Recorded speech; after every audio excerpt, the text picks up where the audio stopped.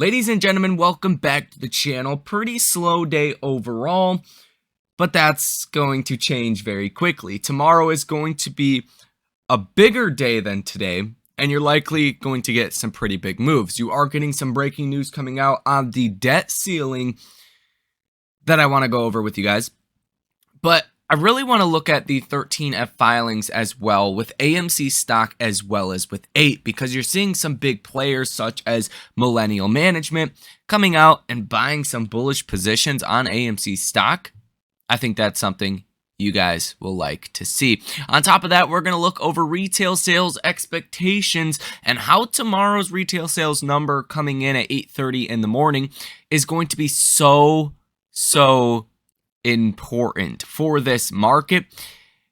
And markets going up or down does have an effect on AMC, in which we will talk about in this video as well, guys. So let's get into it. Hit the like button, subscribe to the channel, source your comments, questions, or concerns down below in the comment section. So let's first start off with what happened today. Fed speakers, lots of them. They reiterated basically the same thing, almost like they planned it, right?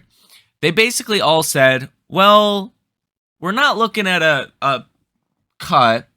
If we were to make an assessment whether to get a rate hike or a cut next after this pause, they said we would favor a rate hike. And markets, they didn't react too much to this. The NASDAQ closed up over 0.5%. The S&P 500 up another 0.25%. Basically, any bad news that goes against what markets are pricing in is not being reacted on, right? So markets are expecting massive rate cuts by the end of this year. And we're not going to get those. And every time we get reiterations of this, bad inflation data, good economic data, Fed speakers that say no rate cuts, that it's not going to happen, the markets don't react and they continue to price in these rate cuts. So this market is literally a ticking time bomb. So this collateral crisis, which I think stems from obviously stocks falling, some of your large technology stocks that are quite frankly in a bubble, when these guys fall, it's going to put a lot of pressure on shorts in short positions such as AMC, because short positions have unlimited risk. So the capital structure and the collateral requirements varies depending on that risk. But ultimately, there's unlimited risk. So there's always a pretty high bar. 100% margin requirement is almost a standard, if not putting up additional collateral on top of that. So the collateral crisis eventually is going to come, in my personal opinion. I'm not a financial advisor, not a financial planner, not going to guarantee anything for you guys. But the way that I look at this market is literally a ticking time bomb. And whether you start to see the fall coming this week, next week, next couple of weeks, hard to tell. But I will tell you, the debt ceiling crisis, this situation is not being taken seriously by the markets anymore. And maybe that's because the markets can see through that there's going to be a deal and this will all be fine. But we're not getting any progress. At least that is what, it's not Mitch McConnell. I don't even know. It's the House leader, right? Republican. Kevin McCarthy. Okay, there we go. He said today there was no progress. Nothing has changed. And you are about 2 weeks away from a government default. Treasury Secretary Yellen reaffirms U.S. could run out of money to pay bills by early June. June 1st remains the earliest date that the United States could default on its debt, Treasury Secretary Janet Yellen wrote to Congress Monday. The guidance came as the White House and congressional leaders prepared to meet Tuesday to continue negotiations. In recent days, conflicting reports have emerged about whether negotiations are making progress. Some say yes, some say no. Getting reiterations today that there is no progress that is being made. And if you were to default on the debt, even just for a brief period, that would be very bad. You would expect a collapse in the stock market, right? And I'm kind of surprised the markets are not factoring this in as a possibility at all. I mean, markets continue to go higher, led only really by the 5 to 10 largest companies in the stock market. So this news actually came out at 4:22 p.m. So right after the bell just closed, and you got a little downside reaction in the markets when it came out, like 0.02% down on the Nasdaq, 0.05% down on the S&P 500. But the big story is going to be the retail sales. So retail sales for the month of April, you're expecting a positive 0.7% reading. Now, retail sales, if we go ahead and click on kind of what we've seen in the past, it usually is better than the expectations or either worse than the expectations, right? If you're expecting a 0.7% gain for the month of April, to see a 1% gain wouldn't surprise me. Now, if you actually miss on those expectations, the miss tends to be quite a bit. And if we look at March's retail sales number, this is what kind of sparked a lot of fears about the recession. Keep in mind what happened in March, right? Take a look at the S&P 500. What happened in March, guys? That's where you hit 378, 379 on the S&P 500. And if we go to the actual retail sales for the month of March, that came in April 14th. On March 15th, you got the February reading that was expected at negative 0.3%, came in at negative 0.4%. So worse than expectations, and this is when the markets had essentially fallen quite a bit.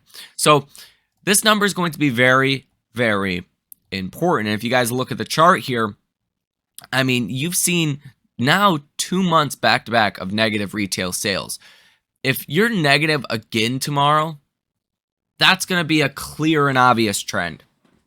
And based off the market's current valuations, there is no pricing in of a recession. There is no pricing in of an earnings, a big earnings contraction.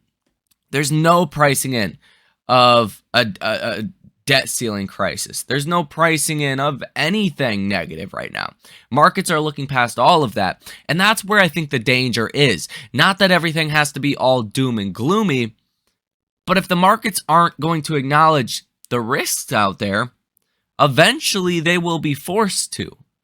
Whether retail sales forces the markets to acknowledge the risks out there, or if it's Fed speakers, or if it's the next CPI report, that's what's hard to forecast for you guys. But I know tomorrow will be a big day. And then you're going to have a lot of Fed speakers as well. So like I said, retail sales comes in at 8:30 in the morning. Fed Bostic speaks at 8:55 a.m.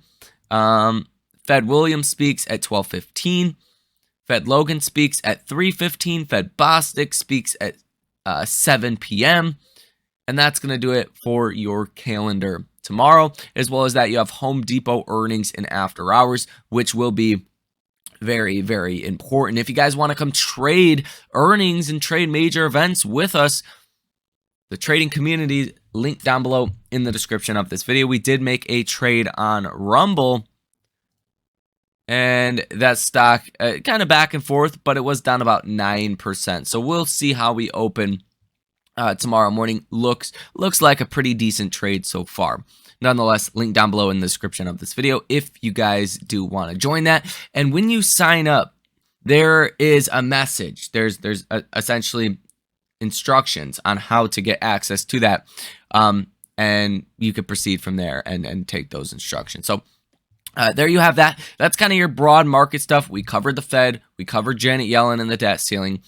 We covered earnings tomorrow. It's really only Home Depot. You got some Chinese companies, Japanese companies, not going to be important to the markets, but Home Depot very much will be. Retail sales tomorrow will be also very important. So there you have that. Now let's get into some of the 13F filings coming out with AMC stock. You're seeing a lot of green here, some red, but a lot of green overall. And actually, there we go. We got Citadel's 13F filing that is out. And what do we see? Let's see. We got the calls and the puts. Perfect. Okay, this is what I wanted to see. Citadel bought 70,000 AMC shares in the last quarter. Citadel has a put position of 7 million shares. Citadel has a call position of 7.7 million shares. So Citadel is actually exposed to an upside move here in AMC, which I think is very interesting because, I mean, that makes you wonder why they're net exposed to the long side here. Are they, backing shorts? What's going on with that? Because, typically Citadel tends to position themselves correct because after all, I mean, they see the order flows. They see what's happening in real time. Now, on top of Citadel, you're getting Millennium Management. They have a call position of 1.7 million shares of AMC. They just bought 2.1 million shares of AMC, and they increased their put position. So you are seeing a little bit of back and forth from Millennium Management, but them purchasing, 2.1 million shares, I think is pretty sizable, even relative to a lot of these filings. You're really not seeing, millions of shares being purchased too often. Oh, we got another big one. Two big ones. State Street purchased 7.85 million shares of AMC stock. That's a good one. You're also getting Eminence Capital, never heard of them, purchasing 2.75 million shares of AMC. That's another really good one. I'll take that. And you guys can see Citadel right there if you guys want to pause it and check it out for yourselves. There you have it. D.E. Shaw & Co. purchased 125,000 shares. I'm just really looking for the big ones here, and I think those are the biggest ones. We went over the Bank of America position in AMC. It's massively weighted to the call side. We went over that a couple videos ago. They increased their call position by 340%, now to about 10.5 million shares worth. Their share position increased that by 875%, now to about 1.4 million shares of AMC stock, and they have a put position of about 650,000 shares of AMC. All in all, net exposed to AMC about 10x compared to that downside, right? They got over 11.8 million shares of upside exposure here, 650,000 shares of downside exposure there. So you are seeing some pretty good things coming out from some of these filings, most notably Citadel, Millennium Management, and the ones that we mentioned previously. Now, if we take a look at APE, what's interesting here is you are seeing some green filings, right? A couple thousand shares being purchased here and there.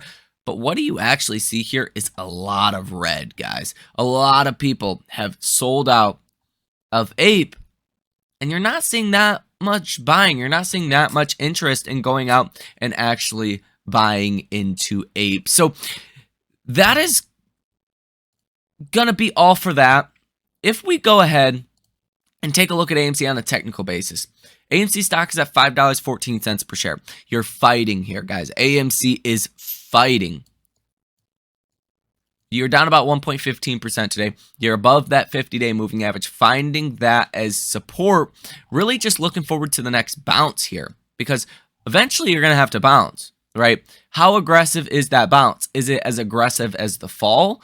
Well, we'll see. We're heading into another update, hopefully shortly, from the courts, and that will likely drive, obviously, the next move with AMC.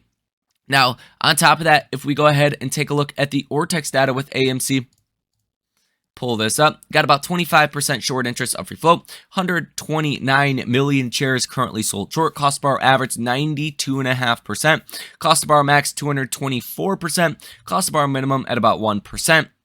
Interactive brokers short availability 1.2 million shares, cost to borrow rates at about 80%.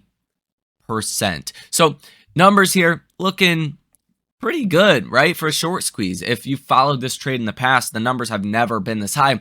Now you're starting to get a little bit more bullish positioning from guys such as Citadel at a time in which the markets are vulnerable for this drop and to really put pressure on these shorts. All in all, I like what I am currently seeing, guys. Let me know what you guys think about this down below in the comment section. Come join the trading community, like I said in the last video. But that's it. You guys enjoy the rest of your day, and I will see you in the next one.